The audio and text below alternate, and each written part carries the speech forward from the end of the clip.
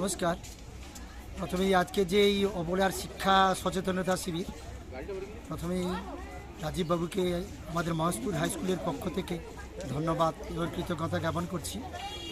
কারণ আমরা যারা শিক্ষকতার সঙ্গে যুক্ত আছি, এটা ঠিক যে শুধু পঠন পাঠন আমরা ছাত্রছাত্রীদের শিক্ষা দিই এবং স্কুলের মধ্যে আমরা সীমাবদ্ধতা বেশি থাকি এবং নিজেদেরকে নিয়ে যেন বেশি ব্যস্ত থাকি।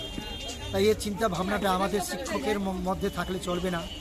যেটা রাজীববাবু, যে উনিও একজন শিক্ষক, তিনি সেই সময়ের মাঝে এই যে প্রকৃতির কথা চিন্তা করেছেন এবং পরিবেশ বান্ধব নিয়ে চিন্তা করেছেন।